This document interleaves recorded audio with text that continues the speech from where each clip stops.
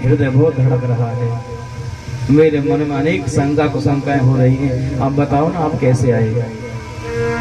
अपने आगमन का कारण बताइए ना। अक्रूर जी कहने लगे, भाभी आप ठीक कह रही हैं, मैं अचानक यहाँ एक प्रयोजन से आया हूँ, एक मतलब से आया हूँ, एक कारणवश आया हूँ, परंतु वो कारण क्या है मैं आपको कैसे बताऊं, क्योंकि मेरी जिह्वा मेरा साथ नहीं दे रही है। मैं आपसे कहना तो चाह रहा हूं, पर पता नहीं क्यों मेरी जिह्वा लड़खड़ाने लगती है। पर यदि नहीं बताऊंगा तो भी वो कार्य सिद्ध नहीं होगा, जिस कार्य को सिद्ध करने के लिए मैं मथुरा से वृंदावन आया हूं। अक्रूर जी ने कहा, भी एक बात बताओ, यदि आपको पता चले कि देवकी और वसुदेव के दो पुत्र जीवित हैं तो आपको कैसा लगेगा? मैया यशोदा प्रसन्न होकर के बोली, देवर जी सच बताऊं, यदि मुझे पता चल जाए ना तो मैं खुशी में उनके लिए भंडारा करूंगी, दान करूंगी, ब्राह्मण भोजन कराऊंगी, संत भोजन कराऊंगी। क्या आपको पता है कि देवकी और वसुदेव के दोनों पुत्र कहाँ हैं?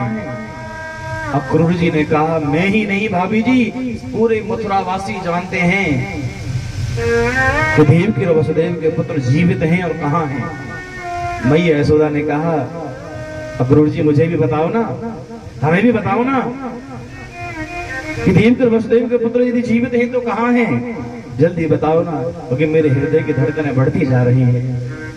अक्रूर जी आसन से खड़े हुए और अक्रूर जी मुंह फेर कर इधर उधर टहलने लगे, हृदय पर पत्थर रखते हुए अक्रूर जी ने कहा, भाभी देवकी और वसुदेव के पुत्र कौन है वो तुम भी जानती हो। मैया यशोदा ने कहा, देवर जी बार बार पहेलियां मत बुझाओ, अब जल्दी बताओ ना, देवकी और वसुदेव के पुत्र कौन है, कहाँ हैं? अक्रूर जी ने कहा, भाभी जिन कृष्ण और बलराम को तुम अपना पुत्र समझती हो ना, वो कृष्ण और बलराम तुम्हारे पुत्र नहीं हैं, ये कृष्ण और बलराम ही तो देवकी और वसुदेव के पुत्र हैं। जब ये बात सुनी तो मैया यशोदा ने कहा, अक्रूर बस, यदि तुम मेरे देवर ना होते तो मैं तुम्हारे अभी जिह्वा खिंचवा लेती। अक्रूर तुम जानते भी हो कि तुम क्या कह रहे हो। अक्रूर अभी मैं कह दो कि तुमने जो भी कहा वो सब असत्य है, वो सब झूठ है, कि कृष्ण और बलराम देवकी वसुदेव के पुत्र नहीं, वो नंद और यशोदा के पुत्र हैं। अक्रूर जी ने कहा, भाभी आपने जो भी सुना है ना सत्य सुना है, आपने झूठ नहीं सुना। मैंने जो भी कहा वो सत्य है, मिथ्या नहीं है। मैं आपको कैसे विश्वास दिलाऊं, आपको कैसे यकीन दिलाऊं, कैसे भरोसा दिलाऊं कि आपके घर में जो दो रह रहे हैं ना वो आपके बेटा नहीं है, वो दोनों बच्चे, वो दोनों बालक कृष्ण और बलराम देवकी और वसुदेव के ही लाडले हैं। मैया यशोदा ऊपर से धड़ाम से भूमि पर पछाड़ खा के गिर पड़ी, बेहोश हो गई। नंद बाबा दौड़े दौड़े गए, मटकी में से जल लेकर के आए, यशोदा मैया के मुख पर जल के छींटे लगाए। मैया यशोदा को होश आया तो मैया यशोदा एक पागलों की भांति बार बार अक्रूर को देखे जा रही हैं और अक्रूर भी सहमे से खड़े हैं। अक्रूर जी भी मन में विचार कर रहे हैं कि मैंने कहने को तो कह दिया, पर एक मां के हृदय में क्या गुजर रही है। मैया यशोदा ने रोते हुए कहा, अक्रूर क्या तुम हमारे प्राणों को लेने के लिए ही आए थे? अरे मुझे तो ये शंका होती है कि अक्रूर तुम्हारा नाम अक्रूर किसने रखा है? तुम तो बड़े क्रूर हो, तुम्हारा हृदय तो पत्थर का हृदय है। मैया यशोदा बार बार लाला के विषय में सोचती है, मूर्छित हो जाती हैं, भूमि में गिर जाती हैं। नंद बाबा बार बार जल के छींटे मारते मैया यशोदा को होश में लाते हैं। मैया यशोदा बार बार कहती है, नंद बाबा से कहती हैं, आप कहो ना, अक्रूर से कहो ना, जो भी इसने कहा है वो सब झूठ है। क्या कन्हैया मेरा लाला नहीं है, मेरा पुत्र नहीं है, अरे मैंने बचपन से इसको पाला है। मैं इसे कैसे भुला दूं कि मेरा नहीं है। लेकिन नंद बाबा भी रोए जा रहे हैं, आंखों में आंसू हैं, पर जिब्या पर शब्द नहीं है। मैया यशोदा की रो रो कर की बुरी हालत है। मैया यशोदा कहती हैं, विधाता तू बड़ा पत्थर दिल है, तेरे अंदर यदि एक माँ का हृदय होता ना, तुझे पता चलता एक माँ की संतान जब उससे अलग होती है तो उसके हृदय पर क्या गुजरती है, क्या बीतती है। हे विधाता, एक बार में कभी कभी तो इतना सुख दे देता है कि उस सुख में माँ बाप सब भूल जाते हैं, और अगले ही पल इतना दुख दे देता है कि उस दुख में माँ बाप टूट जाते हैं, उनका हृदय विदीर्ण हो जाता है, टुकड़े टुकड़े हो जाता है। मैया यशोदा रोती है, लड़खड़ाते खंबे के सहारे खड़ी हुई, और लड़खड़ाते हुए कन्हैया के कक्ष में पहुंची हैं। आज घर में अक्रूर के अतिरिक्त किसी ने भोजन भी नहीं किया है। मैया यशोदा भी भूखे हैं, नंद बाबा भूखे हैं, और कन्हैया भी अपने पलंग पर भूखे ही सो गए हैं। सोए तो क्या थे, भगवान सोने का नाटक कर रहे थे। मैया यशोदा जैसे लड़खड़ाते हुए कन्हैया के कक्ष में गई हैं, तो कन्हैया ने मैया की आहट सुनकर के आंखें बंद कर ली हैं, सोने का नाटक कर रहे हैं। मैया यशोदा लाला की छवि को देख करके रोने लगी है कि आज के बाद मैं ये सामने सूरत कभी नहीं देख पाऊंगी।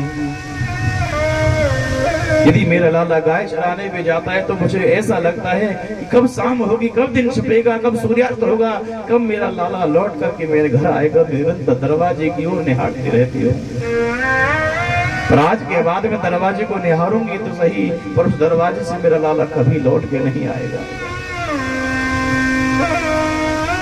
मैया रोने लगी, मैया की आंख से आंसू टपका कन्हैया के गाल पर जैसे ही पड़ा है, कन्हैया तुरंत उठकर बैठ गए और मैया की ठोड़ी से हाथ लगाकर पूछने लगे, मैया तू क्यों रो रही है? मैया रोए जा रही है, लाला की सूरत को देख करके बार बार रुदन कर रही है, आंखों से आंसू बह रहे हैं, पर मैया कुछ बोल नहीं पा रही है। कन्हैया ने कहा, मैया तो वो मेरी सौगंध है, तो वो अपने लाला की सौगंध है, तो एक बार बोल तो सही, तू क्यों रो रही है? मैया यशोदा ने कहा, पगले तू मुझे किस बात की सौगंध दे रहा है? अरे मैं तेरी मैया हूं ही नहीं, तो तेरी सौगंध कैसे मानूं? कन्हैया ने कहा, माँ तो मुझसे ऐसा मत कहे, मैं सच कहता हूँ, मैं तेरा ही लाडला हूँ, मैं तेरा ही तो पुत्र हूँ, तेरा ही तो लाला हूँ, तेरा ही तो कन्हैया हूँ। मैया यशोदा बोली, सब झूठ है कन्हैया, तू मेरा नहीं है। तो देव की और वसुदेव का वो अक्रूर कहता है, तो देव की वसुदेव का लाला है, तो मेरा लाला नहीं है। अरे मैंने तो तुझे आज तक अपना समझ करके लाड दिया, वो मेरा सब भ्रम था, मेरा अज्ञान था। कन्हैया कहते, मैया वो तेरा ज्ञान नहीं था। कन्हैया फिर से टोटी पकड़ के मैया को याद दिलाते हैं कि भैया मैं तेरा ही तो हूँ, तेरा ही पुत्र हूँ, तेरा ही कन्हैया हूँ, अरे तेरा ही तो लाला हूँ। तो मैया कहती, बस बार बार मुझे झूठी दिलासा मत दे, तेरी चिकनी चुपड़ी बातों में अब आने वाली नहीं हूं। ऐसा कर तू सो जा, तुझे सवेरे जल्दी जाना है, मथुरा के लिए तुझे सवेरे जल्दी जाना है, इसलिए सो जा। कन्हैया कहने लगे, मैया मुझे आज नींद नहीं आ रही है, मैया मुझे नींद नहीं आ रही है। मैया जब तू भोजन नहीं करेगी ना तो मुझे लगेगा तू मुझसे नाराज है। मैया तूने भोजन किया कि नहीं किया? मैया यशोदा कहती है, रे पगले जिसके प्राण निकलने वाले हो उसे भूख क्या लगेगी? अरे मैं तो भगवान से यही प्रार्थना कर रही हूँ कि तू जाए उससे पहले मेरे प्राण ही निकल जाए, मैं मर जाऊं तो अच्छा, कम से कम तुझे मैं जाते हुए तो नहीं देख सकूंगी। मैं कैसे ये देखूंगी कि मेरा लाला हमेशा के लिए मुझसे दूर मुझे छोड़ करके जा रहा है, वो दृश्य मुझसे देखा नहीं जाएगा। हे विधाता, कुछ ऐसा कर कि या तो सवेरा ही ना हो या फिर मेरे प्राण ही निकल जाए।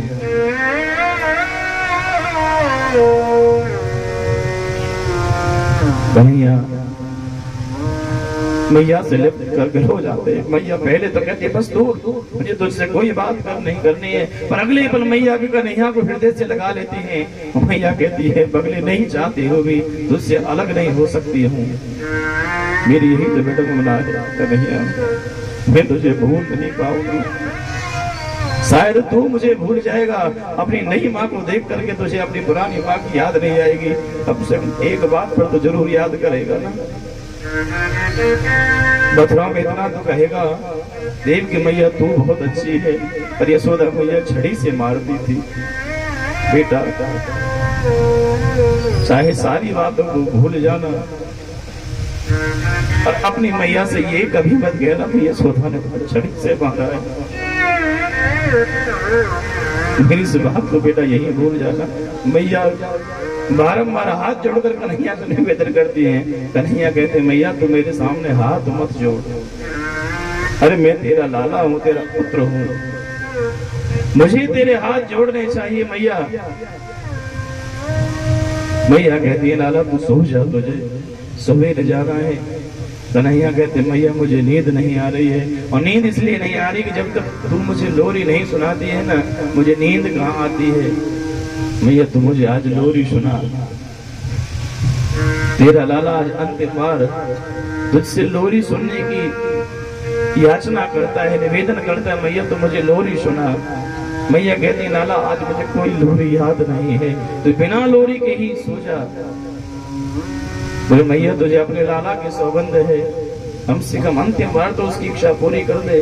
मैया यशोदा लाला को अपने गोद में लटा लेती है, रोते रोते लोरी गाकर के सुना रही है कि छगना मगन मेरे लाल को आजा दिया,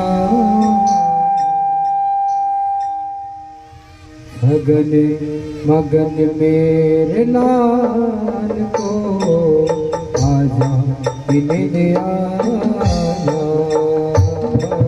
आजा दिया, मगन मगन मेरे लाल को आजा दिया, आजा दिया, मगन मेरे लाल को आजा दिया, आजा दिया, चंचल मन घने गान के नैना पीछे समाजा,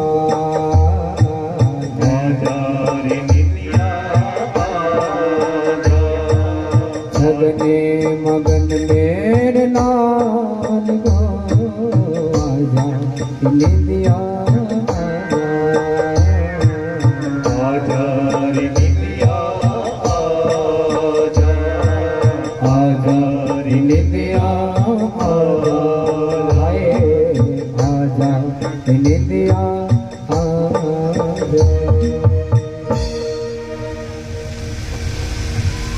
रात्रि भर मैया रोती रही। सवेरा हुआ, ब्रह्म मुहूर्त में लाला को नींद नहीं आई। मैया रात्रि भर बार बार लोरी सुनाती, लेकिन मैया बीच बीच में भूल जाती है, लाला की आंखें खुल जाती हैं। सवेरा हुआ, मैया कहती है आ तुझे आज अंतिम बार स्नान करा के तैयार कर दूं। और मैया लाला को स्नान करा के जब वस्त्र पहनाती, श्रृंगार करती हैं, तो कहीं मथुरा वासी की नजर ना लग जाए, इसलिए लाला टीका कन्हैया के मुखार बिंद पर मैया लगाती है। और बार बार मैया पागलों की भांति अपलक कन्हैया की सूरत को देखते हुए जा रही है। कन्हैया ने पूछा, मैया आज तू ऐसे मुझे क्यों देख रही है? मैया कहने लगी, पता नहीं आज के बाद ये तेरा चेहरा मुझे देखने को मिलेगा कि नहीं मिलेगा, इसलिए मैं आज जी भर के तेरा दर्शन करना चाहती हूँ। यदि तू सच में मुझसे प्रेम करता है तो तू अपनी माँ से प्रेम करता है, तू मुझे छोड़ करके मत जा। मैं तेरे बगैर जीवित नहीं रह पाऊंगी तो नहीं। शायद कोई बिना सांस लिए जीवित रह सकता है, शायद कोई बिना जल के बिना प्राणों के रह सकता है, पर तेरी मैया तेरे बगैर नहीं रह पाएगी। प्राण से प्यारे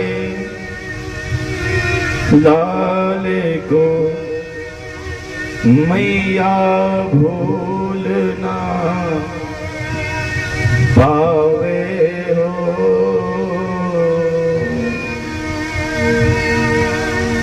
कन्हैया तुझे मैं कभी नहीं भूल पाऊंगी और जीवन मुझे पर्वत के समान लगेगा। ये तेरी बूढ़ी मां इस जीवन को कैसे काटेगी? जीवन पर्वत समलागेगा, दुखिया लांघना पावे हो।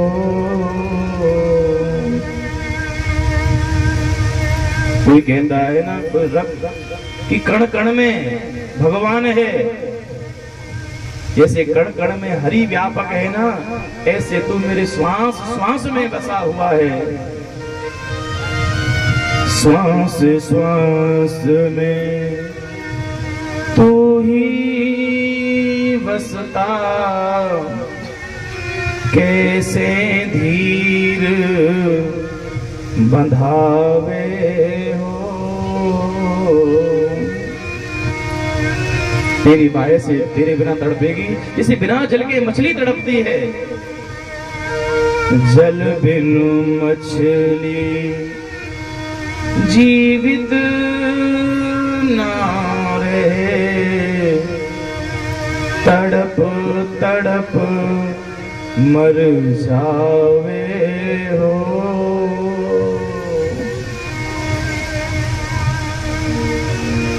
लाला अखियां बेरन याद में तेरी, असुवन धार बहावे हो। अंगना पलना में तू दिखे,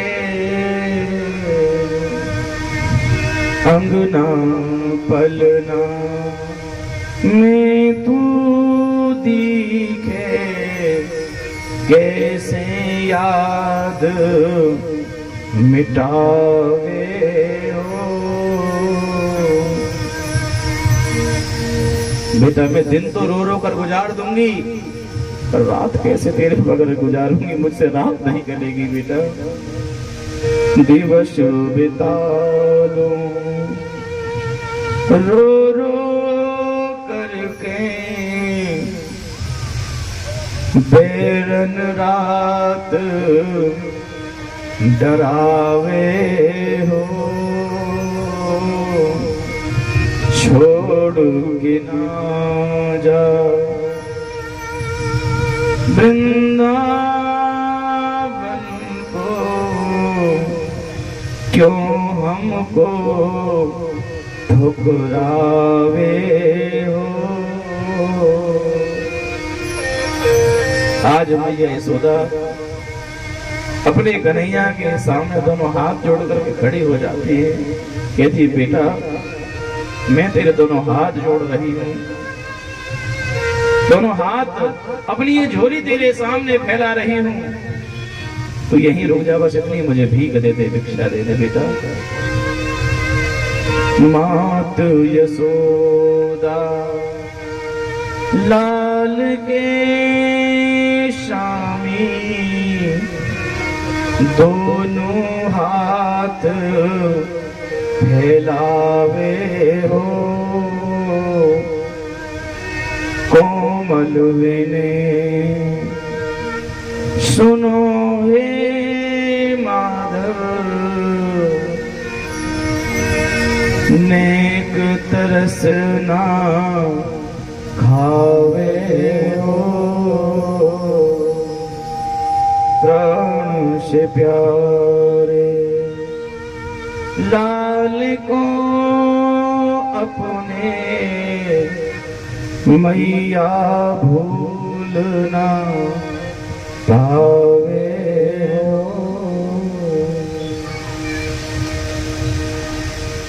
अक्रूर जी रथ लेकर के द्वार पर आ गए। बाहर से आवाज लगाई, नंद बाबा आई। नंद बाबा ने कहा, यशोदा, अक्रूर जी रथ लेकर द्वार पर आ गए हैं, कृष्ण और बलराम को तैयार करके बाहर भेजो, उन्हें मथुरा जाना है। नंद बाबा ने भी रो रो करके बुरा हाल कर रखा है। रात्रि भर नंद बाबा रोए हैं, पर नंद बाबा प्रकट में नहीं रो रहे हैं। नंद बाबा यदि सामने रोएंगे तो वो मन में ये सोच रहे हैं, यदि मैं यशोदा के सामने रोऊंगा तो वो और ज्यादा विवल होगी, उससे रहा नहीं जाएगा। इसी नंद बाबा कोने में खड़े होकर खंबे के पीछे रोते हैं, यशोदा के सामने प्रकट में नहीं रोते। भैया यशोदा माखन भिगो कर खिलाई है, कांपते हुए हाथों से लाला को माखन खिला रही, कह रही लाला आज अंतिम बार अपने बाप के हाथ से माखन खिला ले, कि पता नहीं अभी जीवन में मैं तुझे कभी माखन खिला पाऊंगी या नहीं। कन्हैया कहते मैया यदि तुझे मुझे माखन खिलाना है तो रो कर नहीं, अपने लाला को प्रतिदिन की भांति हंसते हुए माखन खिला। मैया यशोदा कहती है, पगले अब शायद हंसना तो जीवन में नसीब होगा या नहीं ये मैं नहीं जानती, पर मैं चाह कर भी, मैं चाहती हूँ तो भी मेरे होठों पर हंसी नहीं आ रही है। लाला को खुश रखने के लिए आज अंतिम बार रोते हो फिर से मुस्कुराती है। एक यही तो माँ की विडंबना होती है, चाहे अंदर कितना भी दुख भरा हो, लेकिन संतान को खुश रखने के लिए माँ सर्वस्व न्यौछावर करती है। आज मैया यशोदा कन्हैया को प्रसन्न करने के लिए मुस्कुराती है। कन्हैया ने माखन खाया और कन्हैया हाथ जोड़ करके खड़े हो गए और निवेदन करते, मैया तेरे लाला से जाने अनजाने कोई अपराध हुआ हो तो इसकी धृष्टता क्षमा करना। और माँ मैं मथुरा जा रहा हूँ, तुम मुझे याद करके ज्यादा मत रोना। वैसे ही तुम वृद्ध हो, यदि तुम ज्यादा रोगी ना तो तुम्हें आंखों से दिखना कम हो जाएगा।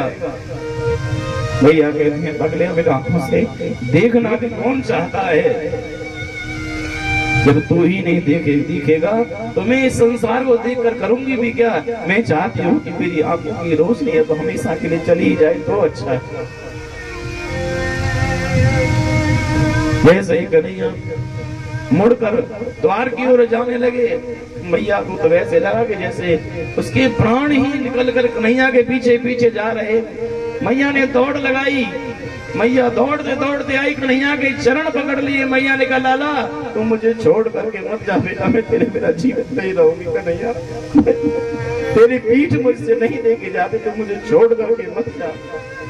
कन्हैया मैं तेरे दोनों पांव पकड़ती हूँ, तेरे चरण पकड़ती हूँ, तो पर मुझे छोड़ करके मत जा। कन्हैया कहती, मैया तू मेरे चरण मत पकड़, तू मेरे पांव मत पकड़। मैया तू ये उल्टी गंगा क्यों बहा रही है, मुझे तेरे चरण पकड़ने चाहिए। मैया तू मेरे पांव क्यों पड़ रही है।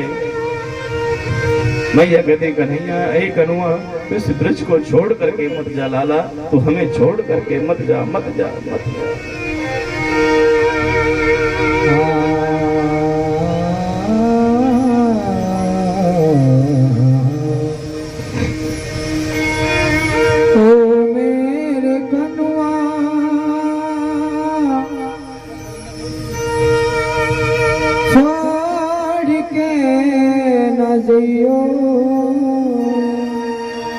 शरण पड़े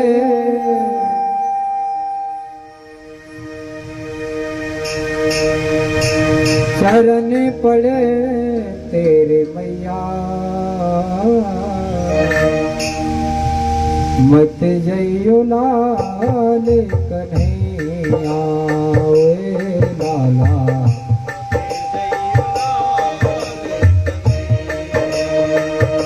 ओ मेरे कनुआ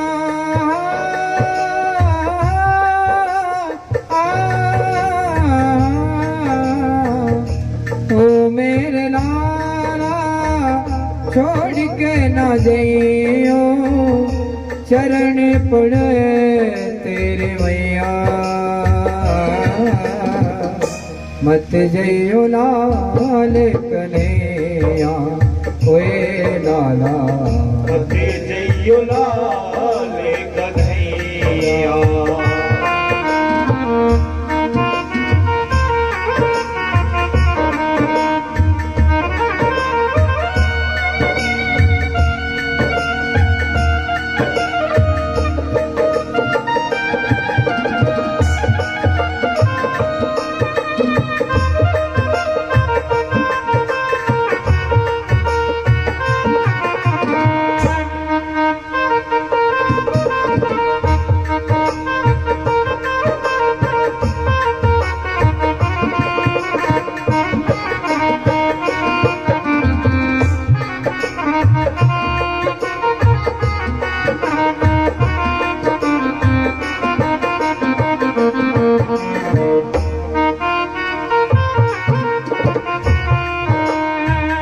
दूध पिलाया था हे लाला दूध पिलाया था रे लाला ओए माखन खिलाया था हे लाला माखन खिलाया था रे लाला कैसे मैं तेरी याद भुलाऊं चैन कभी नहीं पाऊं रे लाला रो रो के मर जाऊं कैसे मैं तेरी याद भुलाऊं आओ याद दो भैया मत जइयो लाल कन्हैया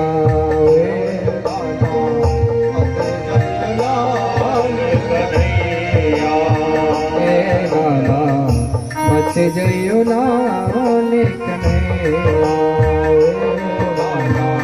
मत जइयो लाल कन्हैया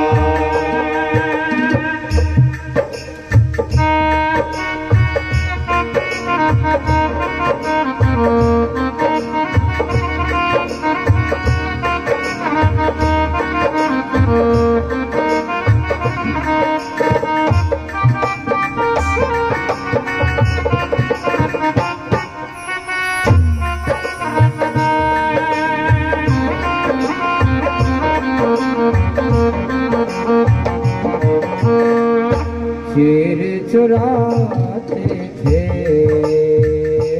लाला शीर चुराते थे रे लाला माखन चुराते थे लाला माखन चुराते थे रे लाला छोड़ के चल दिए गोकुल नगरिया टकरावे तेरे गैया है लाला मत जार लाल कन्हैया रे लाला मत जा लाल कन्हैया ओ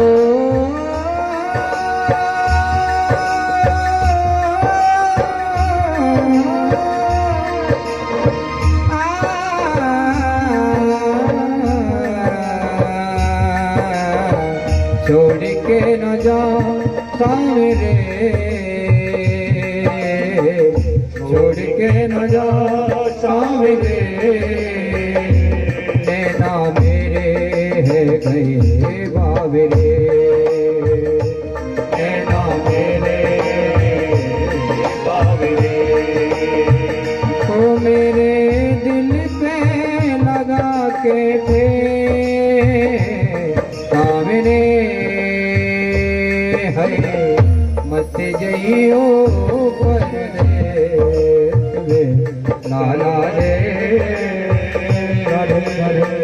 मत जइयो परदे मीठी तेरी बत्तियां है लाला तरसेंगे मेरी अखियां कोमल को भी दीजे दिलासा तड़पे तक प्यासा लाला केवल दरस की आशा सदुआ गड़ी पावन गुरु भूमि पास में यमुना मैया है मत जइयो लाल कन्हैया ओए लाला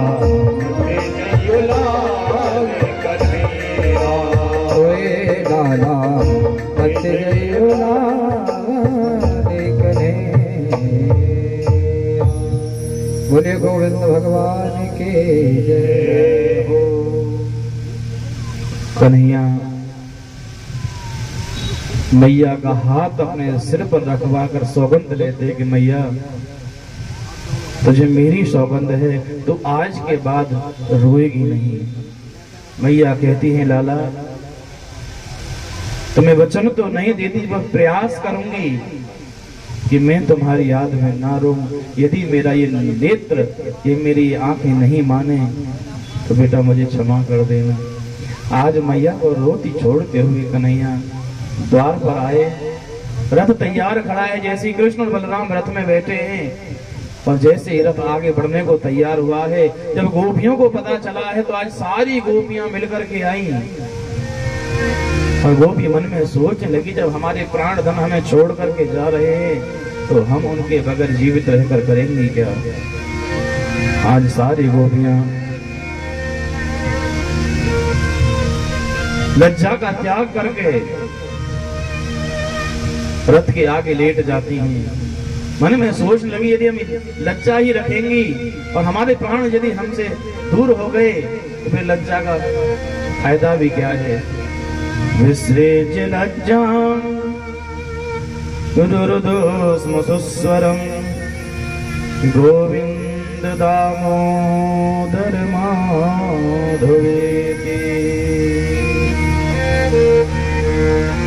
गोपियां रथ के आगे लेट गई, कन्हैया रथ से नीचे उतरे। कन्हैया ने कहा गोपियों मुझे मथुरा जाना है, विलंब हो रहा है, तुम हमें जाने दो। गोपियां कहने लगी यदि तुम्हें मथुरा जाना है तो हमारे ऊपर से रथ चढ़ा करके ले जाओ, हम हटने वाली नहीं हैं। भगवान ने गोपियों से कहा देखो गोपियों, अरे तुम क्यों इतनी नाराज हो रही हो, मैं आज जा रहा हूँ, कल वहां मेला देखूंगा, परसों वापस आ जाऊंगा। गोपियां बोली सच बताओ, परसों पक्का वापस आ जाओगे? भगवान बोले सच में, मैं सत्य कह रहा हूँ, बस 3 दिन की बात है, परसों वापस आ जाऊंगा। गोपियों ने मन में विचार किया यदि हमारे स्वामी मथुरा जाने में उन्हें सुख मिलता है, उन्हें मथुरा जाने से सुख की अनुभूति होती है, तो हमें भी उनके सुख में सुखी रहना चाहिए। इसलिए सारे गोपियां मार्ग छोड़ देती हैं। जैसे ही गोपियों ने मार्ग छोड़ा, भगवान रथ में चढ़े, अक्रूर जी ने तुरंत रथ बढ़ा दिया। गोपियां रथ के पीछे दौड़ी, बारंबार पछाड़ खाती हैं। रथ की धूल उड़ी, उस धूल को भी निहारती रही। एक गोपी दौड़ी दौड़ी गई किशोरी श्री राधा रानी को समाचार दिया, राधे अरे तुम यहाँ आराम से लेटी हुई हो, बिहारी जी हमें छोड़ करके हमेशा के लिए मथुरा जा रहे हैं। किशोरी जी ने सुना तो नंगे चरण दौड़ने लगी हैं। पर्वत एक श्रृंखला पर चढ़कर एक पर्वत की चोटी से जब रथ को देखा तो आवाज लगाने लगे, ओ कन्हैया, ओ गोविंद, हे बिहारी जी, तुम मुझे छोड़ करके मत जाओ, मत जाओ, मत जाओ। कन्हैया ने फिर भी नहीं सुना, तो आज किशोर जी रोते हुए कहने लगी हैं, प्रीतम प्रीत लगाए के दूर देश मत जाए, बसो हमारे नगर में, हम चाहो तुम पास। बिहारी जी, तुम हमारे पास रहो, हमारे नगर में रहो, हमारे गांव में रहो। आप ये सोच रहे होंगे कि हम तुम्हारे बिना जीवित रह जाएंगे, तुम्हारे बगैर जीने की हमने कभी सोची भी नहीं है, और तुम्हारे बगैर जीवित रहें या हम बची रहेंगी ये हमें अपने जीवन की आशा भी नहीं है। प्रीतम यो मत जानियो, तो ही बिछड़े मोहे जैसे जल बिन मछली, तड़पत है दिन रे। जैसे मछली बिना जल के तड़प तड़प के मर जाती है ना, ऐसे हम भी तुम्हारे विरह में तड़प तड़प के मर जाएंगे। किशोरी जी बहुत बड़ी बात कहते हुए कहती हैं कि भले ही कौवा मेरा सारा शरीर नोच नोच करके खा जाए, मुझे कोई चिंता नहीं है, पर उससे पहले मेरे नेत्रों को छोड़ देना, क्योंकि मुझे नेत्रों से थोड़ा सा काम है। कागा सब तन खाइयो, मेरा चुन चुन खाइयो मां, मेरे दो नैना मत खाइयो, मोहे पिया मिलन किया। और अंत में तो किशोरी जी कहते भले मेरे तेरे नोत्र भी खा लेना, मेरे दोनों आंखें भी खा लेना, पर उससे पहले मेरा छोटा सा काम कर देना।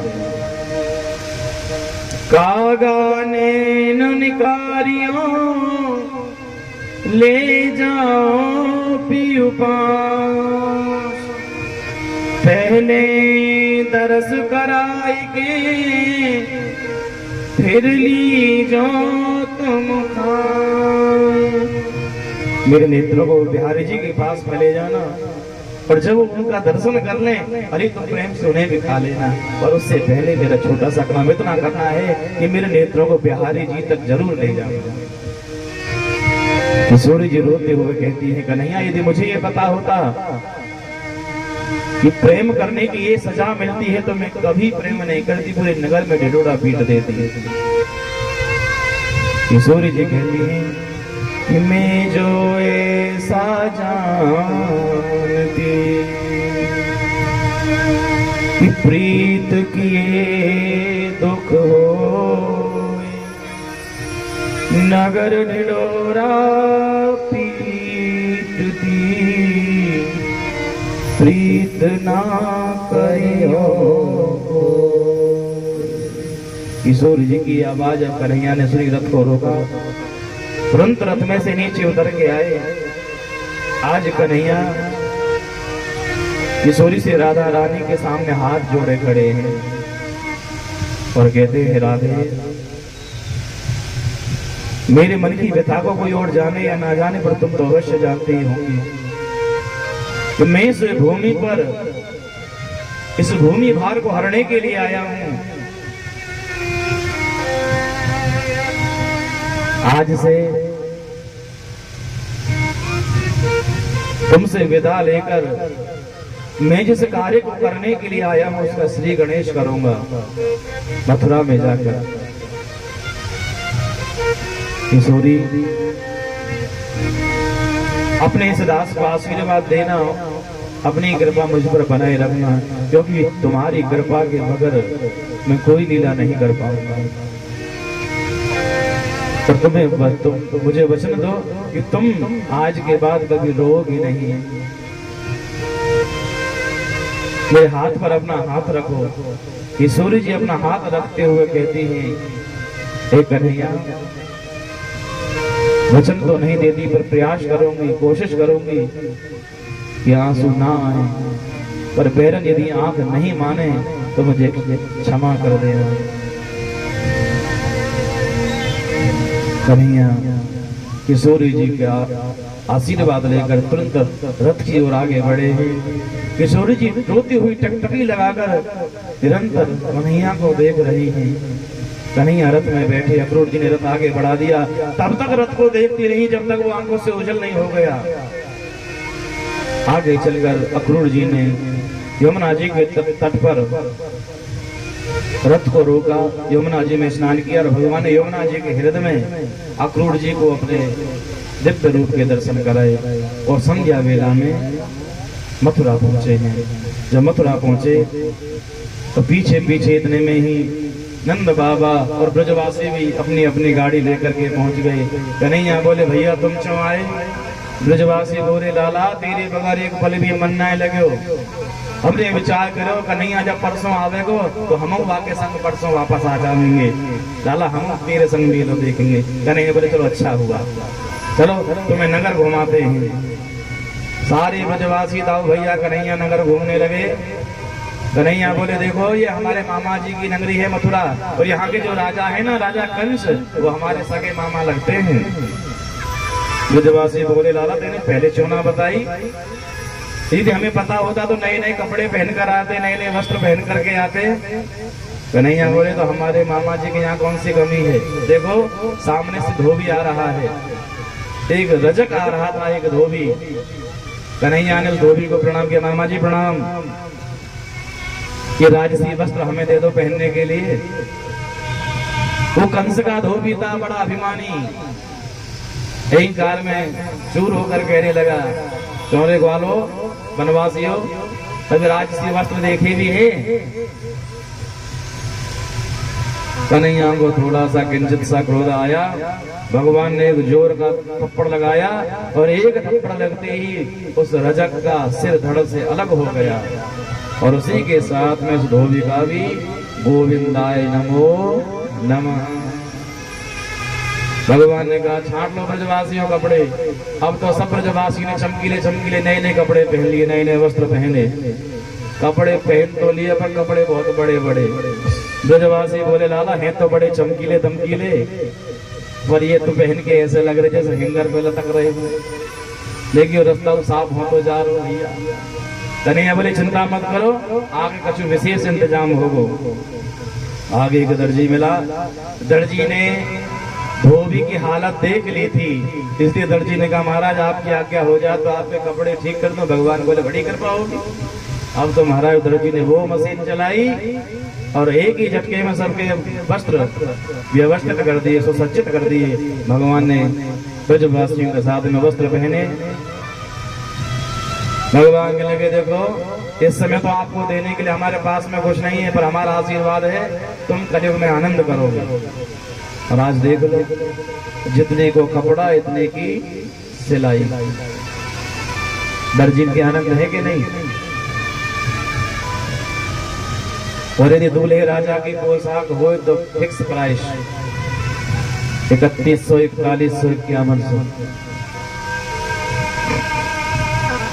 ब्रजवासी बोले, लाला भाई आनंद आ गए, वस्त्र भी अच्छे व्यवस्थित हो गए, पर यदि गले में एक माला पड़ जाती ना, क्योंकि ब्रजवासियों के गले में जब तक माला ना हो ना, उनको चैन ना पड़े।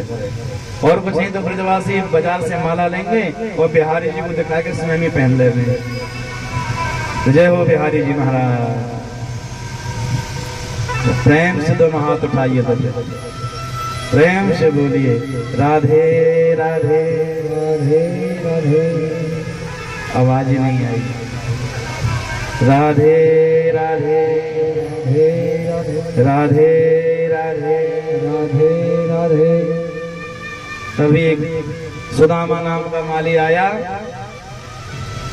सुदामा नाम के माली ने सबको एक एक माला पहना दी। ब्रजवासी बड़े प्रसन्न हो गए, बड़े लाला अब तो आनंद आ गए भैया। बड़ी सुगंधित माला है, पर लाला बस थोड़ी सी एक कमी रह गई है भाई, यदि माथे पे थापक हुआ चंदन लग जाए तो बड़ी शीतलता आ जाए, आनंद आ जाए। भगवान बोले चलो वाको इंतजाम हो। आगे बढ़े तब एक 3 जगह से टेढ़ी त्रिभंगा कुब्जा जो कंस को चंदन लगाने के लिए जाती थी, भगवान ने उसे देखा और भगवान ने पीछे से आवाज लगाई, ओ सुंदरी, अरे ओ सुंदरी।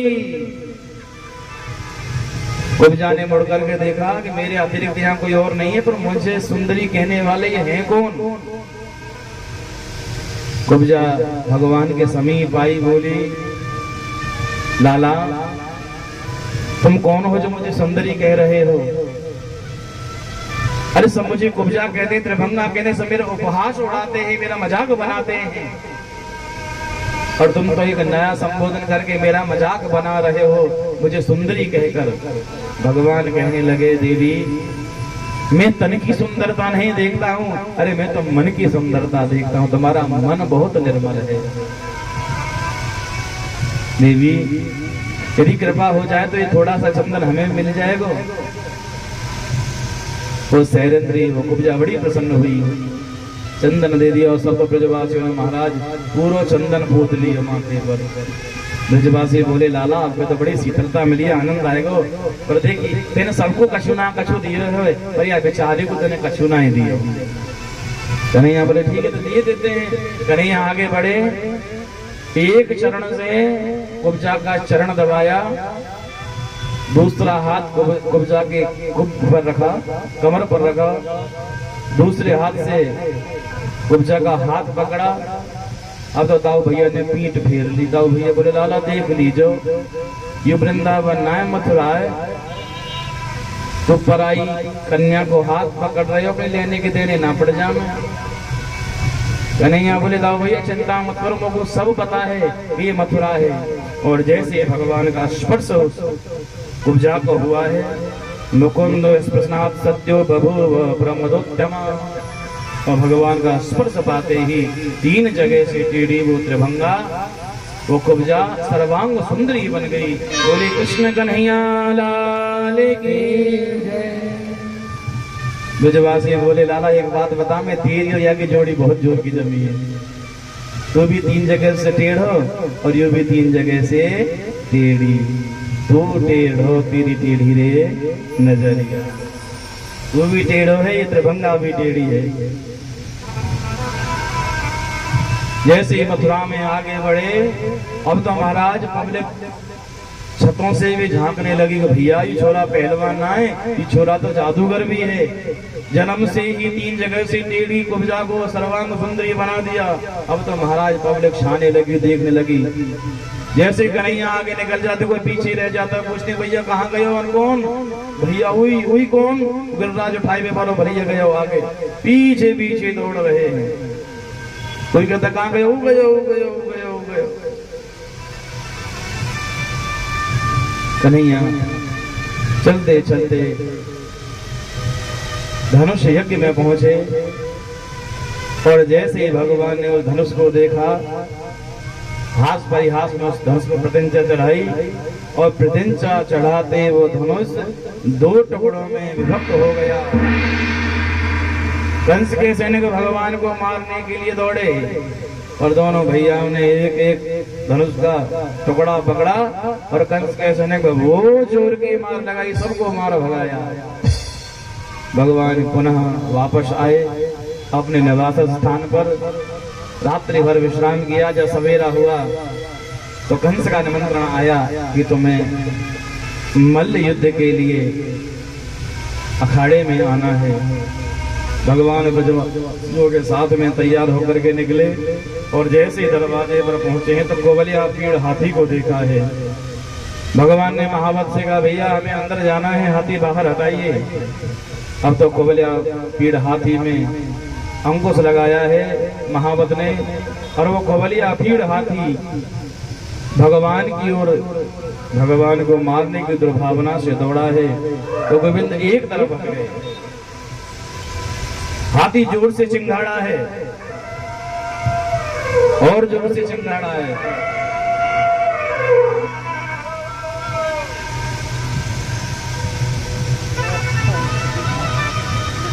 भगवान एक तरफ खड़े होकर फिर से हाथी मुड़ के भगवान की ओर आया, भगवान की ओर लपका। गोविंद आगे बढ़े और दौड़ के भगवान ने उसके दोनों दांत पकड़ के उखाड़ लिए। हाथी और भी विचलित हो गया, चिंगार देव गोविंद की ओर दौड़ा। भगवान ने उसका एक जोर से सूंड पकड़ा और सूंड पकड़ने भगवान ने उसको जोर से ऊपर घुमाया और उसी के साथ उसको बलिया पीड़ का भी गोविंदाय नमो नमः। भगवान जैसे ही सभा में पहुंचे हैं तो आज गोविंद का सभी ने अपने अपने भावना के अनुसार दर्शन किया है कि मल्लानाम सनिर्णिणाम नरवरः श्रीणाम स्मरो मूर्तिमान गोपानां स्वजनो सदां क्षितिभुजां शास्ता स्वपेत्रो शिशुः मृत्युर्भोजपते विराड विदुषां तत्त्वं परं योगिनां वृष्णीनां परदेवतीति विदितो रंगम गता शाग्रजः।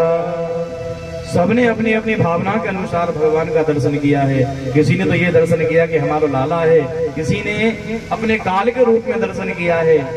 जो सुंदर स्त्रियां थी वो अपने स्वामी के रूप में, अपने प्रेमी के रूप में गोविंद का दर्शन करती हैं।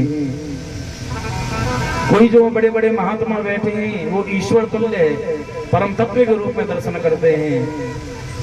और विष्णु वंशी ब्रजवासी सोच रहे कि हमारा लाला हमारा मित्र है, हमारा बेटा है। आज सबने अपनी अपनी भावना के अनुसार कन्हैया का दर्शन किया है। जाकी रही भावना जैसी प्रभु मूरत दिन देख ही तैसी। सबने अपनी अपनी भावना के अनुसार दर्शन किया है। और कंस को लगा कि साक्षात मेरे लिए मृत्यु बन करके आए हैं। कंस ने आदेश दिया है चाणूर मुष्टिक को जाओ, दोनों कृष्ण और बलराम को मल्ल युद्ध में परास्त कर दो, इन्हें मृत्यु को प्राप्त करा दो। कंस का आदेश पाते ब्रजवासी खड़े हो गए। ये अन्याय है। युद्ध बराबर के योद्धाओं में होता है, पर ये कहाँ छोटे छोटे बच्चे और कहाँ ये महान विशाल काय योद्धा, ये मल्ल। कन्हैया बोले बाबा आप चिंता मत करो, आपको आशीर्वाद रहेगा तो हम सबको देख लेंगे। आप आसान से प्रेम से बैठ जाइए, आराम से बैठ जाइए। नंद बाबा ब्रजवासी वृष्णि वंशी सब बैठ गए। मुष्टिक चाणूर आए, मल्ल युद्ध प्रारंभ हुआ। कृष्ण और बलराम ने एक एक जोर का मुक्का लगाया और एक एक मुक्के में ही उनका गोविंदाय नमो नमः। उन्होंने आदेश दिया कि इस बार दो योद्धा एक एक साथ में युद्ध करो। कूट सल दोसल इत्यादि कृष्ण और बलराम पर टूट पड़े। भगवान ने उनको भी यम के द्वार पहुंचा दिया। फिर से युद्ध प्रारंभ हुआ है। इस बार चार मल्ल एक एक साथ में युद्ध कर रहे हैं। भगवान ने उनको भी परास्त कर दिया। तो 8 16 एक साथ युद्ध करने लगे और अंत में तो एक साथ सारे योद्धा टूट पड़े। और भगवान जिस पर ही प्रहार करते हैं, जिसमें भी मुक्का मारते हैं और मुक्का लगते ही सभी का गोविंदाय नमो नमः। सारे योद्धाओं को भगवान ने जब यमपुर को पहुंचा दिया तो केवल कंस बचा है। कंस सिंहासन पर बैठा बड़ा विचलित हो गया है। भगवान दौड़े गए। भगवान ने दौड़कर जोर से कंस की छाती में लात मारी और जैसे ही कंस की छाती में लात लगी है, कंस सिंहासन से धड़ाम से लुढ़कता हुआ नीचे आया है। उसका मुकुट भी दूर जाकर के गिर गया। घबराता हुआ खड़ा हुआ, भगवान की ओर लपकता है, भगवान के ऊपर मुष्टिक प्रहार करना चाहता है। ठाकुर जी तुरंत दूर खड़े हो गए। कंस का मुक्का दीवार में जाकर के लगता है। कंस और भी विचलित हो गया, चिल्लाता हुआ भगवान की ओर दौड़ा है। भगवान भी उसकी ओर दौड़ते हुए आए और भगवान ने बैठ करके कंस के घुटने पर प्रहार किया है। और जैसे ही घुटने पर प्रहार किया है तो कंस का एक घुटना चकनाचूर हो गया। कंस बड़ा विचलित हो गया, क्रोध में भर गया, चिल्लाता हुआ विलाप करता हुआ एक चरण से भगवान की ओर दौड़ता है। भगवान फिर से दौड़े दौड़े आए और इस बार कंस के दूसरे घुटने पर प्रहार किया है और दूसरे घुटने को भी चकनाचूर भगवान ने कर दिया है। कंस अब तो घुटनों के बल खड़ा है, घुटनों के बल ही भगवान की ओर चल रहा है। भगवान फिर से दौड़े दौड़े आए और अपने घुटने का प्रहार कंस की छाती में किया है। जैसे कंस की छाती में भगवान का घुटना लगा है तो कंस भूमि पर चित्त पड़ गया है। भगवान कंस की छाती पर बैठ गए। भगवान कंस की छाती पर बैठ के मुक्ति का प्रहार करना प्रारंभ करते हैं। अंत में भगवान ने दोनों हाथ एक साथ बांधे और एक जोर से, बहुत जोर से मुष्टिक का प्रहार करते हैं भगवान कंस की छाती में। और मुष्टिक प्रहार करते ही उस कंस का भी गोविंदाय नमो। बोलिए कंस मर्दन भगवान की जय। कृष्ण कन्हैया लाल की जय। जय जय श्री राधे। सबने भगवान की नाम की जय जयकार की। हमारे कन्हैया ने उग्रसेन जी को कारागार से मुक्त कराया, देवकी और वसुदेव को भी कारागार से मुक्त कराया और 3 दिन कब कब में बीत गए ये पता भी नहीं चला। ब्रजवासी कहने लगे लाला अब तो 3 दिन भी है गए हैं, अब बताओ वृंदावन कब चलोगे। कन्हैया ने नंद बाबा से कहा बाबा यदि आपकी आज्ञा हो तो मैं कुछ समय मैया देव की और वसुदेव बाबा की सेवा कर लूं। नंद बाबा बोले भैया जैसे तेरी इच्छा। और मन मार के ना चाहते हुए सारे ब्रजवासी विदा होकर मथुरा आते हैं। धीरे धीरे समय बीता। एक दिन वसुदेव जी ने विचार किया कि हमारे लाला 11 वर्ष पूर्ण कर गए हैं, 12वें वर्ष में प्रवेश कर रहे हैं, पर अभी तक इनका जनेऊ संस्कार, यज्ञोपवीत संस्कार, शिक्षा दीक्षा नहीं हुई है। दोनों भैयाओं को सांदीपनी मुनि के आश्रम में शिक्षा के लिए भेजते हैं, पढ़ने के लिए भेजते हैं। यज्ञोपवीत संस्कार कराया, शिक्षा अध्ययन करने के लिए सांदीपनी मुनि के आश्रम में दोनों भैया गए। समस्त विद्याओं में पारंगत है भगवान और कुछ ही समय में सब अध्ययन करने के पश्चात भगवान पुनः मथुरा पधारे हैं। और जब से भगवान मथुरा पधारे हैं तब से अपने कक्ष में बैठकर रोए जा रहे हैं। मैया देवकी ने देखा कि जब से कन्हैया गुरुकुल से आए पता नहीं क्यों रोए जा रहे हैं, क्या कारण है। बड़ी घबरा गई, दौड़ी दौड़ी गई, वसुदेव जी को बुलाया कि लाला जब से गुरुकुल से आया है रो रहा है, पता नहीं क्या कारण है। वसुदेव जी बोले मैं भी इसके स्वभाव से परिचित नहीं हूँ, चलो इसके मित्र उद्धव को बुलाओ। उद्धव को बुलाया और उद्धव बृहस्पति जी की चेला है। वृष्णीनाम प्रवरो मंत्री कृष्णस्य दयिता सखा शिष्यो बृहस्पतिर साक्षात् उद्धवो बुद्धि सत्तमः। उद्धव जी ने आकर के पूछा कन्हैया तुम क्यों रो रहे हो, कोई दुख है क्या, कोई कष्ट है क्या, कोई विपत्ति है क्या, कोई दुख है तो बताओ ना क्या दुख है। कन्हैया बोले उद्धव मुझे ब्रज की बहुत याद आती है, मुझे मैया यशोदा की बहुत याद आती है, मुझे नंद बाबा की बहुत याद आती है, मुझे ब्रज गोपियों की बहुत याद आती है। तुम एक बार जाओ ना वृंदावन, उनसे कहना कि वो मुझे भूल जाएं, मुझे याद ना किया करें। वो मुझे याद नहीं करेंगे तो मुझे उनकी याद क्यों आएगी। वो मुझे याद करते हैं तभी तो मुझे उनकी याद आती है। एक बार उनसे जाकर के कहो मुझे भूल जाएं। ओधो मोहि ब्रज बिसरत नाही, हंस सुता को सुंदर कलरव और कुंजन की छानी। मैं अपने ब्रज को भुला नहीं पा रहा हूँ। उद्धव जाओ ना एक बार। उद्धव जी ने कहा मैं जाऊंगा वृंदावन, मैं जो व्याकरण की भाषा में, वेदांत की भाषा में बोलूंगा तो क्या समझेंगे वो मेरी भाषा को गमार ब्रजवासी। जब ब्रजवासियों को गमार कहा ना तो भगवान मन ही मन कहने लगे तुम क्या जानो उद्धव, मैं तो उनके प्रेम पर, अरे गोपियां मुझे अपने घर बुलाती थी और मुझे अंदर बुलाकर कुंडी बंद किया कर दिया करती थी, घर की कुंडी लगा दिया करती थी और कहती थी लाला तू हमके नाच के दिखा, यदि तेरा नाच नीक हो लगे तो हम लोगों एक कटोरी छाछ देवेंगी।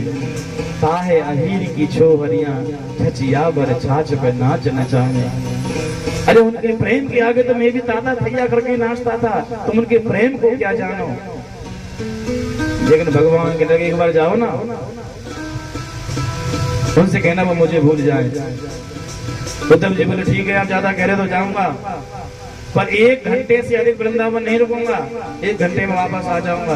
भगवान मन ही मन कहने लगे वो तो समय बताएगा कि 1 घंटे में वापस आओगे कि 7 महीने में आओगे। भगवान ने अपना अंगूर और मुकुट उद्धव को दिया, अपनी काली कमलिया दी और जिस रथ में भगवान मथुरा आए थे आज उसी रथ में उद्धव जी भगवान की पत्रिका लेकर के जाते हैं। भगवान के इस पत्र में जैसा लिखा ना वही तुम्हें काम करना है। उद्धव जी ब्रज में पहुंचे, यमुना तट पर उन्होंने ब्रजवासियों को देखा, ब्रजवासियों को प्रणाम करेगा भैया जय श्री कृष्ण, मैं मथुरा से आया श्री कृष्ण का मित्र हूँ, मुझे नंद महल जाना है, मार्ग बताओगे, रास्ता बताओगे। ब्रजवासी बोले कोई नहीं बताएगा, कोई नहीं बताएगा, सब अपने आप पहुंच जाते हैं। अरे उद्धव जो तुम ये नाला देख रहे हो ना ये कोई नाला नहीं है, ये मैया यशोदा नंद बाबा ब्रज गोपियों की आंखों से निकलने वाले आंसू की धारा है। इसके किनारे किनारे चले जाओ, जहां इसका अंत है वही नंद भवन है, वही नंद महल है। उद्धव जी नंगे शरण चल दिए नंद भवन की ओर। दूर से देखा नंद भवन, वो 85 चौक की हवेली एकदम सुनसान पड़ी है, कोई पक्षी तक की चहचहाहट नहीं है। जैसे ही अंदर प्रवेश हुए तो नंद भवन की दीवारें भी श्री कृष्ण बोल रही थी। उद्धव जी ने कहा अरे बाप रे, ऐसा महल ऐसा भवन तो मैंने जीवन में कभी नहीं देखा कि जिसकी दीवारें भी श्री कृष्ण बोलती हैं। तो उद्धव जी का जो ज्ञान था ना थोड़ा सा यहाँ कम हो गया, अभिमान कम हो गया। उद्धव जी अंदर गए, अंदर जाकर के देखा कि मैया यशोदा पालने के पास में बैठी हुई हैं और खाली पालने को हिला रही है। उद्धव ने देखा पालना खाली है पर मैया यशोदा फिर भी से हिलाई जा रही है। उद्धव ने जाकर के प्रणाम किया, मैया प्रणाम, मैं मथुरा से आया उद्धव, श्री कृष्ण का मित्र हूँ, प्रभु श्री बाल कृष्ण ने मुझे आपके पास में भेजा है। मैया ने कहा धीरे बोलो, धीरे बोलो, अरे जोर से बोलोगे तो मेरा लाला जाग जाएगा, मेरा कन्हैया जाग जाएगा। जैसे तैसे मैंने आपको सुलाया है, तुमको पता है मुझे कितना परेशान करता है, कभी चंदा मांगता है, कभी माखन मांगता है, कभी मिश्री मांगता है, कभी बहू मांगता है, कहां से लाकर के मैं दो इसे बहू। आज उद्धव का अभिमान यहाँ आकर के और भी शून्य हो जाता है। उद्धव कहने लगे मैया अरे तुम जानती हो ये पलना खाली है, इसमें कोई नहीं है जिसे तुम हिला रही हो। मैया यशोदा कहने लगी उद्धव मैं सब जानती हूँ, पर इस मन को कैसे समझाऊं, इस मन को कैसे काबू में रखूं, इसे कैसे धीरज बनाऊं। उद्धव ये वही अंगना है कि जिसमें मेरा लाला ठमक ठमक करके चलता था। उद्धव ये मेरे वही हाथ है कि जिनसे मैं अपने लाला को माखन मिश्री खिलाया करती थी। उद्धव ये वही पालना है जिसमें अपने लाला को सुलाया करती थी। उद्धव हर वस्तु में उसकी याद है, अब तुम भी बताओ मैं कैसे उसे भूल जाऊं। उद्धव यदि घर में किसी का पागल बेटा भी होता है ना, जो कुछ नहीं जानता, एकदम पागल जो होता है, यदि किसी दिन घर से निकल जाए ना तो माँ बाप उसके लिए तड़प उठते हैं कि कहाँ गया, किसके घर गया होगा, कहीं दूर तो नहीं निकल गया। विचार करो जो पागल बेटे के लिए माँ बाप तड़प उठते हैं, पर जिसके घर में कृष्ण जैसा बेटा आया हो वो माँ बाप अपने मन को कैसे समझाएंगे। मैया को बारंबार समझाने का प्रयास करते उद्धव, पर मैया कहती हैं उद्धव, जिसे प्यास लगी हो ना, उसकी प्यास जल से बुझती है, पानी के ज्ञान से नहीं। उसे कितना भी ज्ञान दोगे, जल ऐसा होता है, वैसा होता है, शीतल होता है, खारा होता है, मीठा होता है। जल का ज्ञान देने से प्यास नहीं बुझेगी, जल पीने से प्यास बुझती है। मेरी प्यास कृष्ण दर्शन की है, मेरी प्यास कृष्ण दर्शन से ही बुझेगी। उद्धव एक बात बताओ, वो मुझे कभी याद करता है कि नहीं करता है? उद्धव कहने लगे, मैया सच बताऊं, तेरा लाला तुझे याद करके बहुत रोता है। और जब से वो वृंदावन से गया है ना, तब से उसने माखन खाना तो छोड़ ही दिया है। मैया एक दिन तेरे लाला के थाल में माखन आ गया था, तो उस दिन पूरे दिन भोजन ही नहीं किया, रोता रहा। तेरे लाला ने मुझसे कहा, उद्धव, जब इस माखन को देखता हूं तो मुझे अपनी मैया यशोदा की याद आती है। मैया ने पूछा, वो सही से भोजन तो करता है, कहीं दुबला तो नहीं हो गया? क्योंकि मेरे लाला को भोजन करना नहीं आता है। जब तक वो मेरे पास में रहा, उसने कभी अपने हाथ से भोजन नहीं किया, हमेशा मैं ही अपने हाथ से उसे भोजन कराती थी। उद्धव, मेरा लाला वास्तव में बहुत भोला है, वो दिल का बहुत साफ है, उसके हृदय में कोई गलत भाव नहीं, वो निष्कपट है, निश्चल है। उद्धव, उसके राजभवन में तो अनेक नौकर चाकर, अनेक दास दासी हैं। उससे कहना, यदि किसी नौकर की या किसी दास दासी की जरूरत हो तो मुझे बुला ले, मैं पूरे दिन महल की सेवा करूंगी, झाड़ू पोता करूंगी, और मुझे कोई वेतन भी नहीं चाहिए, ना ही कोई पारिश्रमिक चाहिए। बस आते जाते लाला का दर्शन हो जाएगा, मेरे लिए तो यही मेरा वेतन होगा। इसके अतिरिक्त मुझे कुछ नहीं चाहिए। रात्रि भर कन्हैया की चर्चा होती रही। नंद बाबा आए, नंद बाबा ने लाला के विषय में खूब प्रश्न किए। सवेरा हुआ, उद्धव ने पूछा, बाबा, मुझे ब्रज गोपियों से मिलना है। मैया बाबा ने कहा कि जहां कन्हैया ने उनके साथ में रास रचाया था, वो गोपियां निरंतर वहीं उन्हीं का चिंतन, उन्हीं की लीलाओं का गान करती रहती हैं। उद्धव जी यमुना जी के तट पर पहुंचे और एक वृक्ष की ओट में जाकर छिप करके गोपियों की बातें सुनने लगे। गोपियां सब अपने अपने सपने की बात कर रही हैं। एक कहने लगी, रात तो मेरे सपने में आए थे और सपने में आकर मुझे जल की मटकी उठवाई, पीछे पीछे तक मेरे पास पीछे भी आए, मेरे घर तक आए, और मैंने मुड़ करके देखा था, फिर दर्शन नहीं हुए। एक कहने लगी, मुझे तो गोबर की टोकरी उठवाई थी, और मैंने जब उनके नेत्रों में निहारना प्रारंभ किया तो फिर ओझल हो गए, दर्शन नहीं हुए। एक गोपी कहने लगी, मेरे साथ में रास रचाया था, अंग स्पर्श करके रास रचाया। पर सब गोपियों के सपने की बात को सुन सुन करके किशोरी श्री राधा रानी जी रोए जा रही है। और जब से कन्हैया वृंदावन छोड़ करके गए थे ना, तब से किशोरी जी अर्धमूलन अवस्था में रहती थी। अर्धमूलन अवस्था क्या होती है कि ज्यादातर बेहोश रहती थी। यदि बेहोशी दूर भी होती थी कभी कभार, तो बस कभी कभी आंखों को खोलती थी तो रोने लगती थी। गोपियों ने किशोरी जी से पूछा कि राधा जी, तुमने सपना नहीं देखा? यदि तुमने सपना देखा है तो बताइए ना, तुमने क्या देखा है? किशोरी जी ने कहा, सखियों, जो सपने में अपने प्रियतम का दर्शन करती हैं वो बड़ी भाग्यवती हैं। परंतु जब से कन्हैया मुझे छोड़ करके गए हैं, तब से मेरी बैरन नींद भी उनके साथ में चली गई है। मुझे रात को नींद आती नहीं है, जब सोती नहीं है तो सपना दिखता नहीं है, जब सपना देखा नहीं तो मैं बताऊं कैसे ये मैंने क्या सपना देखा। इतने में एक भंवरा आया, गुंजार करता हुआ।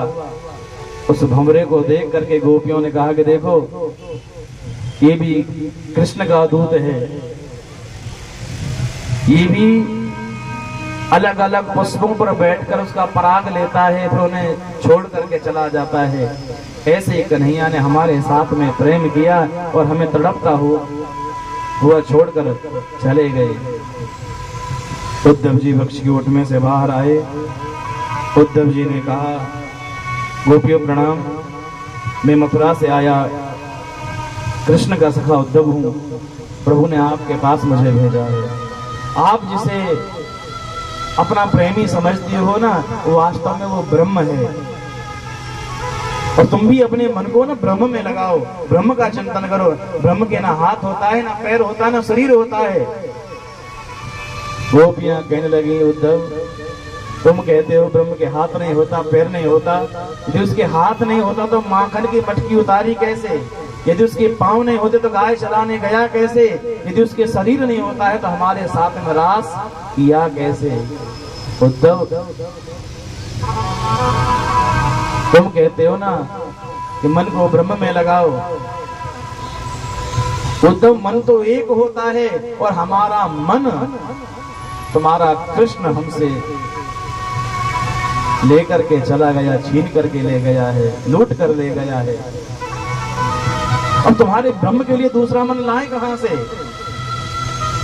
कूधो मन नाही 10-20, एक होत्यो सो गयो श्याम संग, वो आराधे ईश।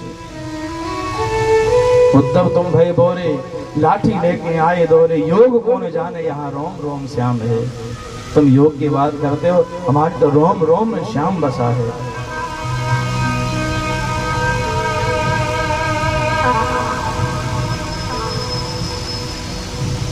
गोपियां कहने लगी, उद्धव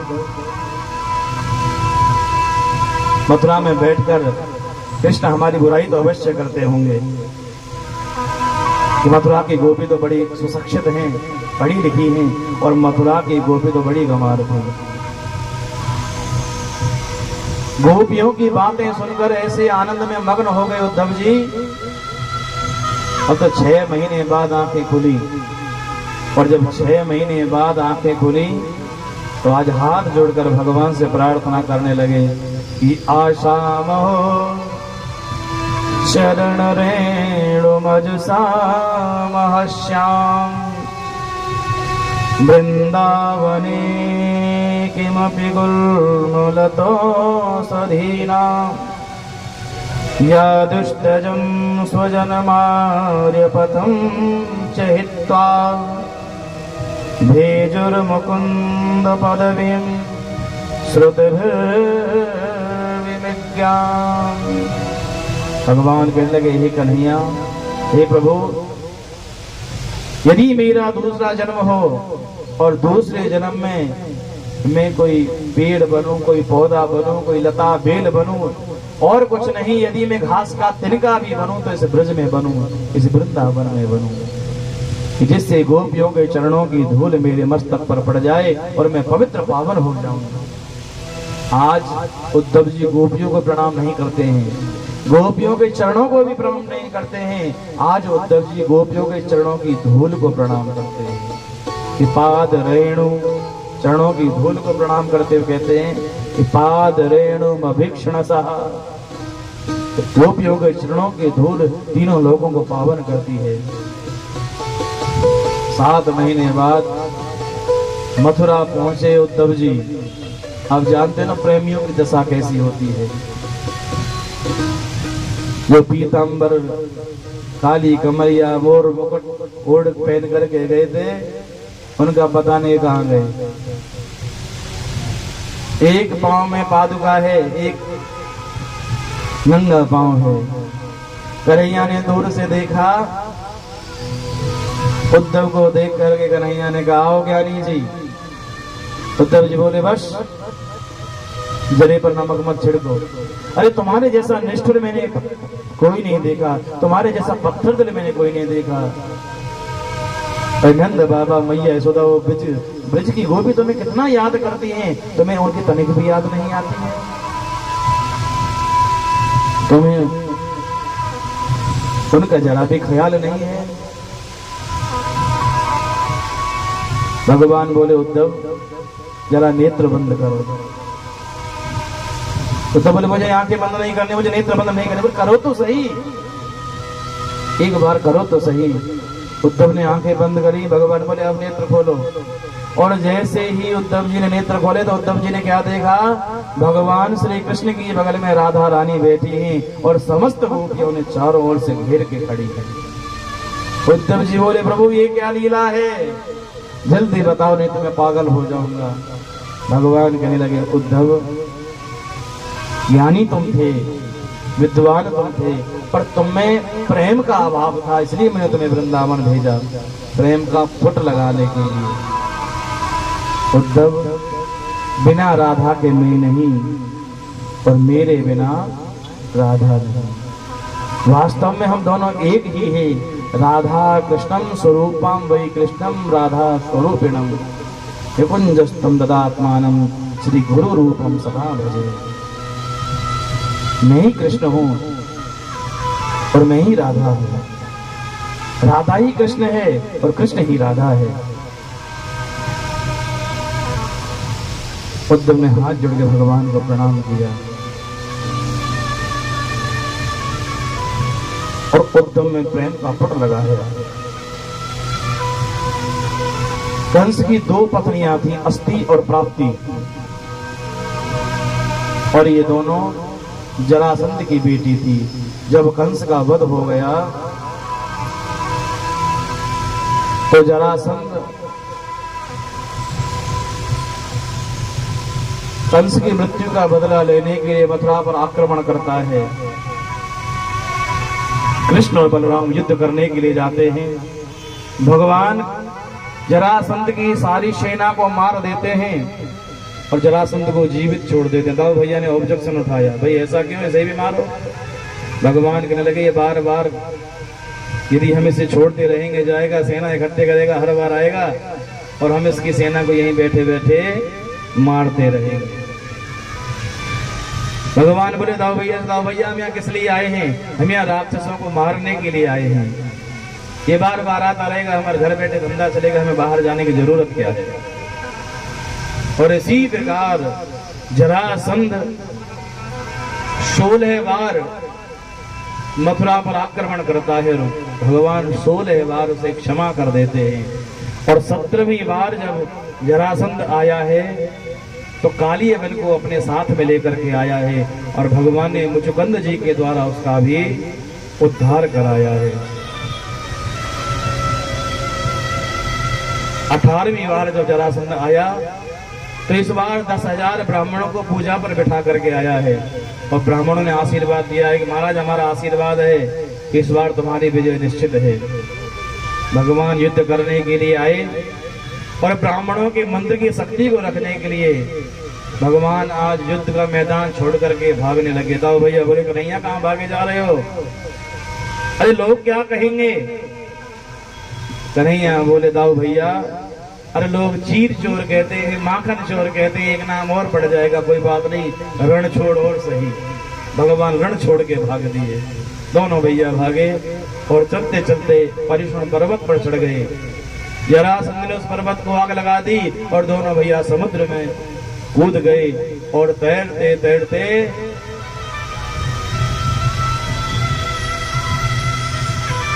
गुजरात पहुंच गए। और रात रात में भगवान ने विश्वकर्मा जी के द्वारा एक स्वर्णमयी नगरी का निर्माण कराया।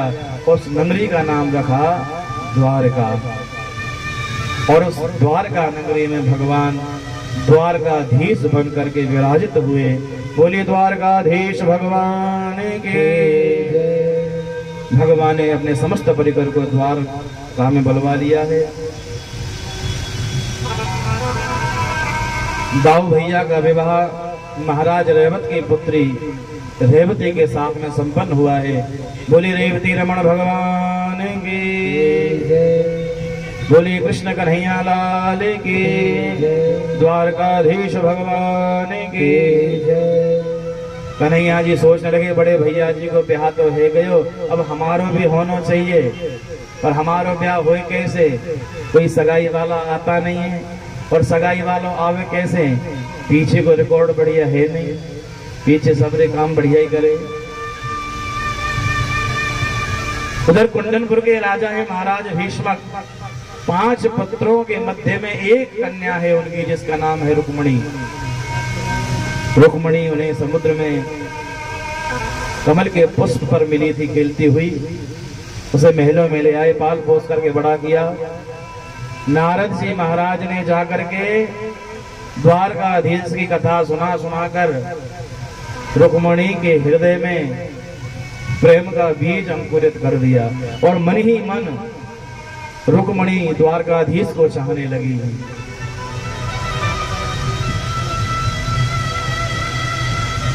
एक दिन महाराज भीष्मक ने अपने पुत्रों से कहा कि मैं अपनी कन्या का विवाह द्वारकाधीश के साथ में करना चाहता हूं, पर उनके बड़े पुत्र ने कहा, पिताजी हमारी बहन का विवाह होगा तो मेरे मित्र शिशुपाल के साथ में, यदि तुमने मेरी बात नहीं मानी तो घर में विद्रोह हो जाएगा। विद्रोह की वजह से महाराज भीष्मक मौन हो गए और रुक्मणी जी की सगाई वागदान शिशुपाल के साथ में कर दिया। धीरे धीरे विवाह की तैयारी होने लगी। विवाह का दिन नजदीक आ गया। विवाह का दिन नजदीक आया है। केवल 3 दिन शेष रह गए हैं विवाह के। रुक्मणी जी एक दिन कोने में बैठे बैठे जोर से रोने लगी। उनकी भाभी ने पूछा, बहन क्यों रो रही हो? आज रुक्मणी ने अपने हृदय की बात भाभी से कह दी। कहा, भाभी मैं मन क्रम वचन से द्वारकाधीश को चाहती हूँ और विवाह भी उनके साथ में करूंगी। यदि द्वारकाधीश नहीं आए तो प्राण त्याग दूंगी पर जीवित नहीं रहूंगी। भाभी बोली, पगली जब उनसे उतना प्रेम करती तो कम से कम एक पत्र तो लिख दे। यदि द्वारकाधीश में तुमसे प्रेम करते होंगे तो अवश्य आएंगे। रुक्मणी ने बहुत सुंदर पत्र लिखा। जैसे विवाह में 7 फेरे होते हैं ना, रुक्मणी ने ऐसे 7 मंत्र पत्र में लिखे हैं। सीक्रेट लेटर लिखा है, गुप्त पत्र। और एक ब्राह्मण को बुला करके कहा, महाराज ये सीधे ले जाकर द्वारका में द्वारकाधीश को ही देना है। ब्राह्मण देवता ने पत्र लिया। ब्राह्मण देवता द्वारका पहुंचे। ठाकुर जी ने ब्राह्मण की सेवा की और एकांत में ब्राह्मण देवता ने पत्र पढ़कर ठाकुर जी को सुनाया। ब्राह्मण देवता बोले, महाराज जाऊं? भगवान बोले, जाऊं नहीं, चले। जाऊं नहीं, चले। भगवान ने तुरंत रात्रि व्रत तैयार किया और सबसे तेज दौड़ने वाले सुग्रीव इत्यादि घोड़े उसमें जोड़े और भगवान रात्रि में ब्राह्मण को लेकर के कुंडनपुर की ओर चल दिए हैं। महाराज भीष्मक के यहाँ दाऊ भैया को पता चला। दाऊ भैया दौड़े दौड़े आए। दाऊ भैया ने कहा, भैया कन्हैया कहाँ गए? द्वारकाधीश हैं। सैनिकों ने कहा, महाराज हमें पता नहीं, एक ब्राह्मण आया था और उसके साथ में पता नहीं क्या गुफ्तगू हुई, क्या गोपनीय बातें हुई और भगवान उस ब्राह्मण के साथ में चलते बने। कन्हैया ब्राह्मण के साथ में तो चले गए। दाऊ भैया दौड़े दौड़े कन्हैया के कक्ष में गए। रुक्मणी का पत्र देखा, पत्र पढ़ दिए। दाऊ भैया सब समझ गए। दाऊ भैया बोले, मेरो लाला तो ब्याह करवे गयो है, तो वहां तो जरासंध इत्यादि बड़े बड़े राजा आएंगे, युद्ध की संपूर्ण संभावना है, इसलिए नारायणी सेना तैयार कराई। पीछे पीछे दाऊ भैया भी चल दिए। विवाह का दिन आ गया। रुक्मणी महारानी निरंतर ये सोच रही है कि ना तो ब्राह्मण आया ना द्वारकाधीश आए। निरंतर दरवाजे की ओर देख रही हैं। तभी अचानक दूर से उन्होंने ब्राह्मण को देखा। ब्राह्मण के मुख पर हंसी थी। रुक्मणी महारानी समझ गई कि काम बन गया है। ब्राह्मण ने कहा, देवी जी द्वारकाधीश कात्यायनी मंदिर पहुंच चुके हैं, आप भी पधारो। रुक्मणी जी ने तुरंत पूजन का थाल सजाया और सखियों के साथ और 1000 सैनिकों को लेकर माता का पूजन करने के लिए पहुंची। सुंदर माता का पूजन किया है। शुभ संकेत हुए दायंग फड़कने लगे हैं, क्षमा करना वामंग फड़कने लगे हैं। माताओं के वामंग फड़कने शुभ होते हैं और पुरुषों के दायंग फड़कने शुभ होते हैं। पूजन थाल लेकर के रुक्मणी बाहर निकली मंदिर से।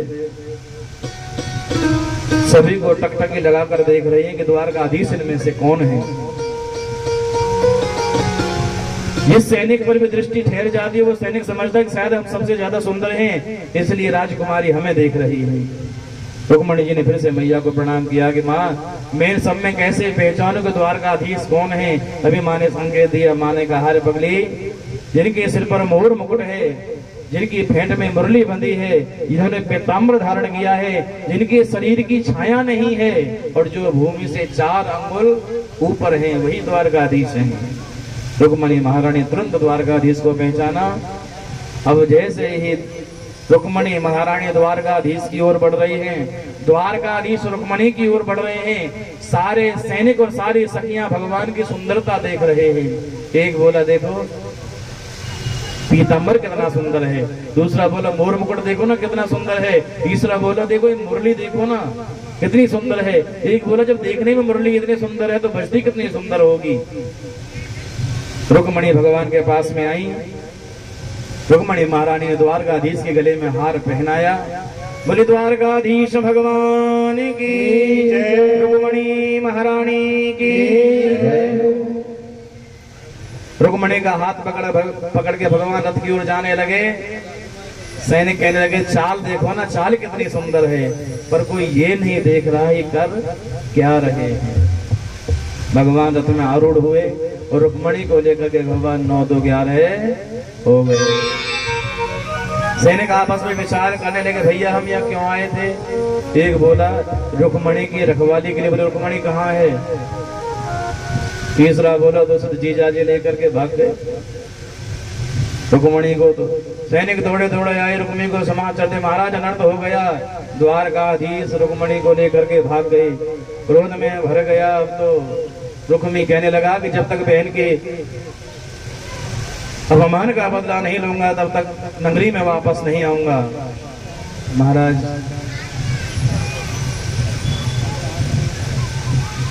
रुक्मी भगवान के साथ में युद्ध करता है। भगवान उसका मुंडन कर देते हैं। दाऊ भैया आते हैं, जरासंध इत्यादि भी पहुंचे।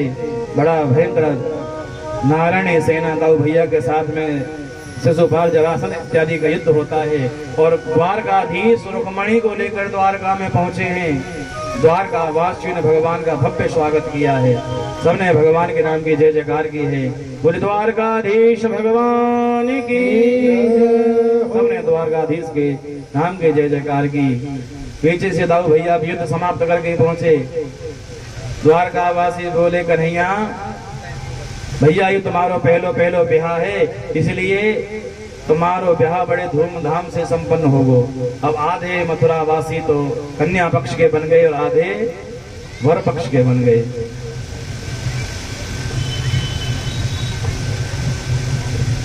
जो रुक्मणी जी की सखियां हैं वो रुक्मणी जी को तैयार करने लगी हैं, उनके हाथों पर मेहंदी लेपन करने लगी हैं।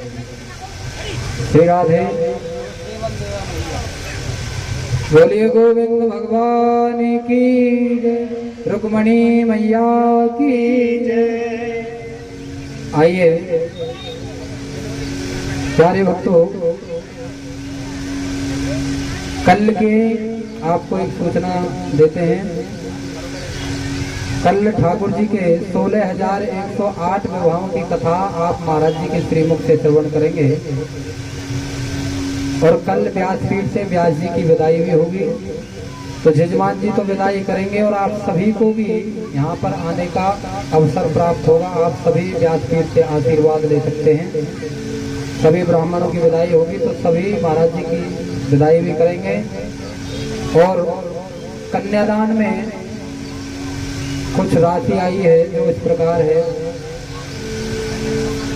श्रीमती बबली जी 251 रुपये और श्री विनोद कुमार 84 हैदराबाद से 201 रुपये। 500 रुपये गुप्तदान आया है। श्रीमान जी अजय सिंह जी 511 रुपये। चौधरी विजय सिंह जी 1100 रुपये और आदरणीय भैया देवराज जितेंद्र जी 500 रुपये और अशोक जी 1100 रुपये भागवत जी के लिए और 500 रुपये भंडारी के लिए देते हैं। 500 रुपये गुप्तदान और संता और विद्या 1100 रुपये सभी कन्यादान में देते हैं। एक बार सभी दानी दाताओं के लिए जोरदार ताली बजाएंगे। अब सबसे पहले हमारे जो जजमान हैं, हमारे आदरणीय परम पूजनीय गुरु जी शास्त्री जी, पूजन कराएंगे और उसके बाद में सभी विधि पूर्वक रुक्मणी मैया का कन्यादान करेंगे। शांति से और व्यवस्था को बनाए रखना है। कल महाराज जी की व्यासपीठ से विदाई है। और एक बात और है, जिन्होंने पिछले 6 दिवस से भगवान की कथा का रसपान नहीं किया है, वो केवल कल आकर के अगर कथा का रसपान करते हैं तो पूरे 7 दिवस की कथा का फल उनको मिलता है। क्योंकि परम पूजनीय पूज्यपाद महाराज जी उनको सूक्ष्म रूप में पूरे सप्तम दिवस की कथा का रसपान कराएंगे। और कल व्यासपीठ पर सभी ने आने का मौका प्राप्त होगा। सभी को व्यास जी की ब्राह्मणों की विदाई भी करनी है, तो सभी आए और कल की कथा का भी रसपान कर अपने जीवन को लाभान्वित बनाएंगे। अब हमारे जो जजमान हैं, सबसे पहले वो हाँ फेरे तो करेंगे, पहले माला तो देवन के हाथ में जी।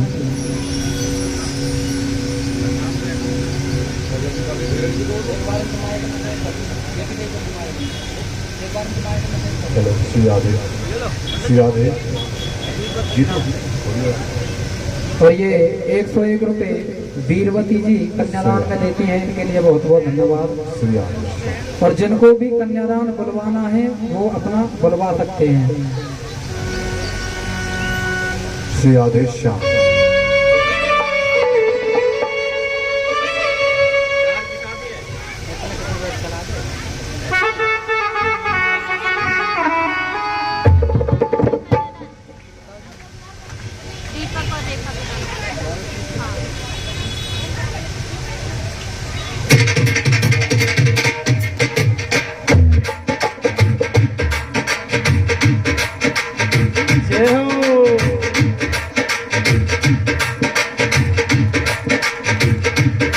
और ये 1100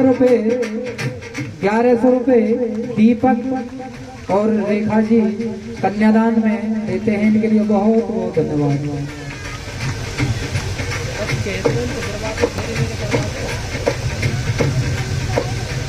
भगवान द्वारकाधीश दूल्हा बनकर द्वार पर आए हैं। ब्राह्मणों ने वेद ध्वनि से द्वार पूजन किया है। भगवान फिर मंडप में पधारे। मंडप में आकर भगवान ने पूजन किया है, ठाकुर जी का गौरी गणेश का पूजन किया है। तदुपरांत विवाह की प्रक्रिया प्रारंभ हुई है।